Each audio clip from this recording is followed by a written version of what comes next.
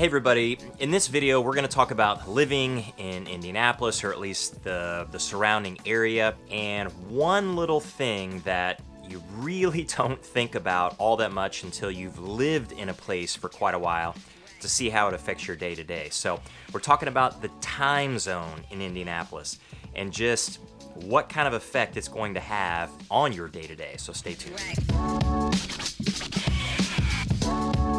Hey everybody, I'm Jason Compton with the Compton Home Group. Welcome back to the channel. If you want to know everything there is to know about living in Indianapolis or any of the surrounding metro, then make sure you hit that subscribe button. Also tap the little bell so you're notified every time we do a new video, each and every week. Now we get reach outs from people all over the Indy Metro and all over the country with all kinds of questions about living in the Indianapolis area. So if you have questions at all, then don't hesitate to reach out any way that you know how, through text, email, phone, any way possible, and we'll always have your back with those questions. We'll also have your back whenever you're making your move within or to Indianapolis or any of the surrounding metro. Okay, so in this video here today, we're going to talk about what you might think is kind of a strange topic. We're going to talk about the time zone for Indianapolis and really Indiana. And if you're planning on moving to this area, it's definitely something that you're going to want to know about because it will have an effect on your day-to-day. You might say, I don't care what time zone we're in. I don't care because it's not going to affect my day-to-day. I'm just going to go about my business. But I promise you, in some way, this will absolutely affect you. Now, of course, how it affects you could be positive. It could be something that you absolutely love and are looking forward to, and once you're actually living in it, you just learn that you really, really love it, and you didn't quite know you were going to love it as much as you do. But you can also get into the boat of, wow, I really don't like this all that much. I wish I had known before I moved here that it was going to be this way. So again, like you said, you might say, I don't care, but even if you don't care, it will still affect you. Now, Indiana, just in general, has been confusing for people for a long time. In fact, standard time and daylight savings time is just actually not incredibly clear to a lot of people anyway, but then you have different states behaving differently as well. So Indiana, up until 2006, didn't observe daylight savings time. So we just stayed on the same time all year long. So there's only a very tiny handful of states that still do that, and Indiana, having that reputation, is known for being a little bit confusing over the years. In fact, there was if you're a fan of the show West Wing, they even had an episode where some of the presidential aides, they were in Indiana along with Air Force One and the president, and they missed the flight. They were all scattered around different places, and they missed their flight coming back because they didn't realize that Indiana didn't observe daylight savings time. So it got a little bit confusing to them, and so they kind of made fun of it a little bit in that show. So it has been ultra confusing, but in 2006, we started to observe daylight savings time. Now, along with that though, we live in a really geographically odd place. So we're not the only state in the country to live in a place like Indiana, meaning what time zone should we be on? So we're kind of right on that border. And a long time ago, Eastern time and Central time, the border really used to be the border between Indiana and Ohio, and it's not that way anymore. So in 2006, we really had to pick at that time which time zone we were going to follow. And there are a lot of really good arguments for doing either one, staying on Central or staying on Eastern. And it's very polarizing in the state, honestly. You got people that are really pro-Eastern and some that are really against it, and then vice versa for Central. Really pro for Central and a lot that are, of course, against it. And since we live in this hub of the Midwest, very close to Chicago, also close to some other bigger cities like Louisville, Cincinnati, and all the interstates that actually go through Indianapolis, it's kind of a tough one. So in 2006, most of the state went to Eastern time. Now that does have an effect on you. Now there's some spots in the state that aren't, unfortunately, that makes things a little bit confusing. If you get up towards the northwest, there are people that actually live in Indiana but work in Chicago. So they can't really be on Eastern time and then go to Chicago, which is on Central time. So that portion of the state is on Central. If you get down to the southwestern part of the state in Evansville, Indiana, that's kind of the hub of southwestern Indiana and southeastern Illinois and western Kentucky.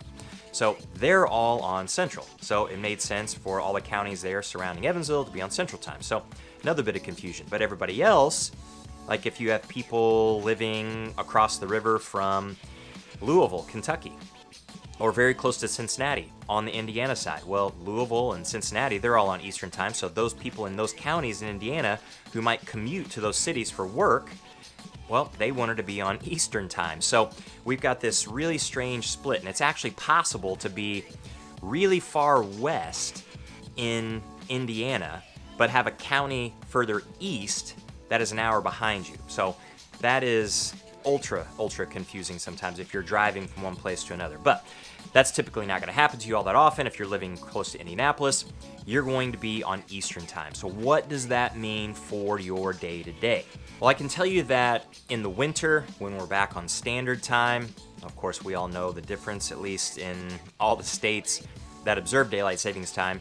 In March, we used to not be March. It actually used to be much later than that. But in March, we spring forward. So we move our clocks ahead an hour.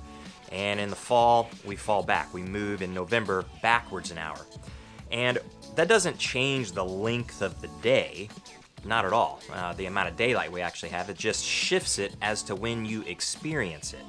So I have to say, in the winter here, right around the winter solstice, I don't think it makes that big a difference. Just as an example, for this year, on the winter solstice, so we're talking close to December 20th most of the time, most years, December 20th, 21st, somewhere in there, the sun rises at 8:02. So if it's a clear morning, you're going to see some daylight long before that. You know, at 7:15, 7:30, there's going to be a little bit of light in the sky. On a cloudy day, though, it's going to take a while before any light actually starts to hit the sky that's noticeable. So if you have kids that go to school, this is where it can really affect you.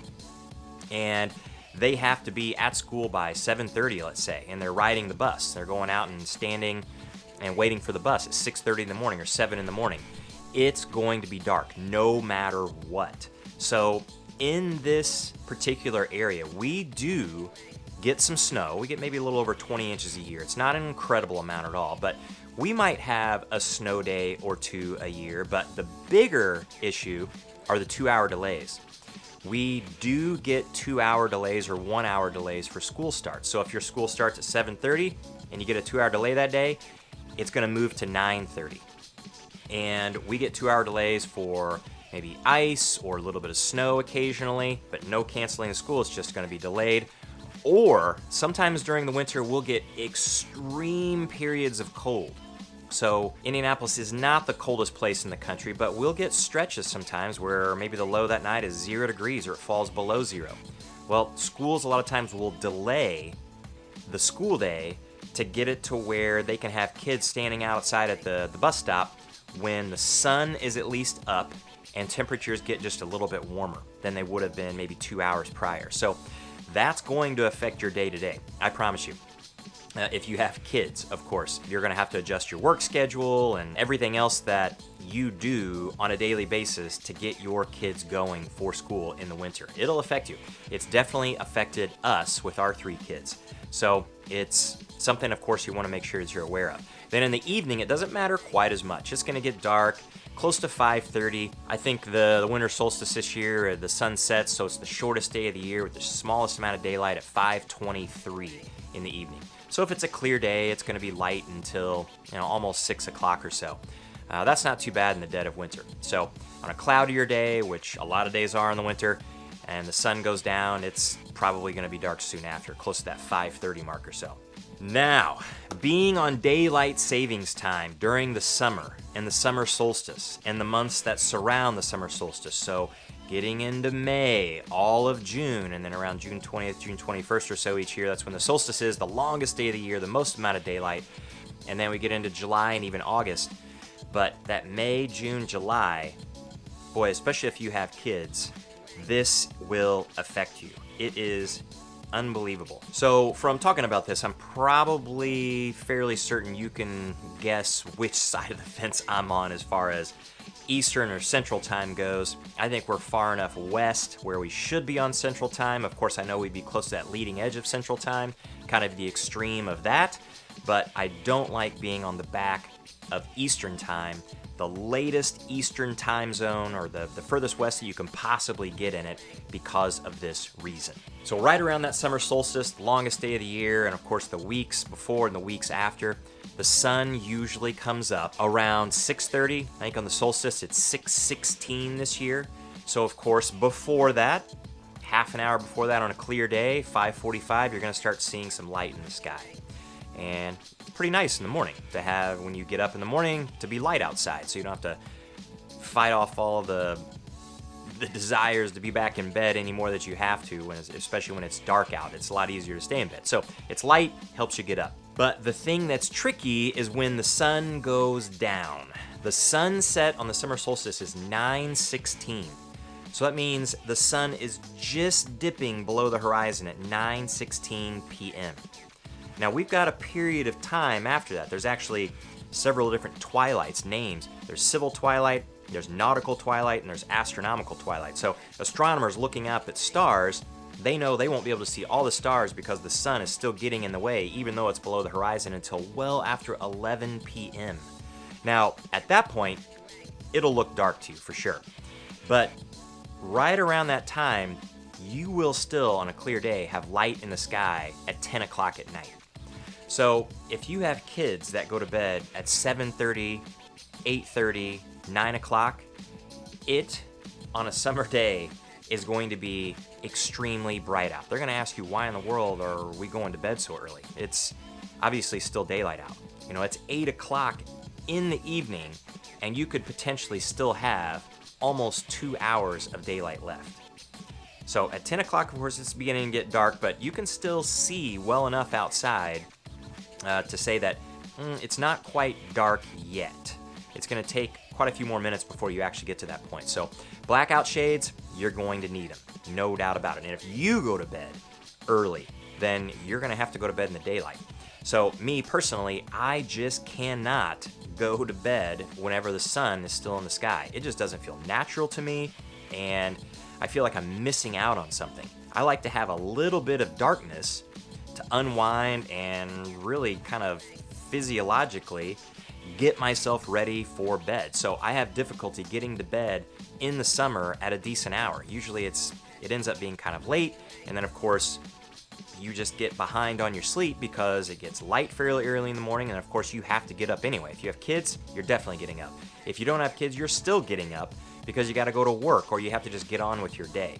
You don't have the option every single day of sleeping in. So it's one of those things that you really should pay attention to, because it will affect you no matter what, your day-to-day in some way. If you're a complete night owl and you have the luxury of sleeping in, maybe it doesn't affect you nearly as much, but everybody else, it's going to have an effect, and it's hard to know exactly how it's going to affect you until you've been here and living here for a while. So there you go. There's one thing that you just need to think about before you actually move to this particular area, because it'll affect your day-to-day. And again, it's one of those things that you just don't know unless somebody tells you or you've experienced it yourself.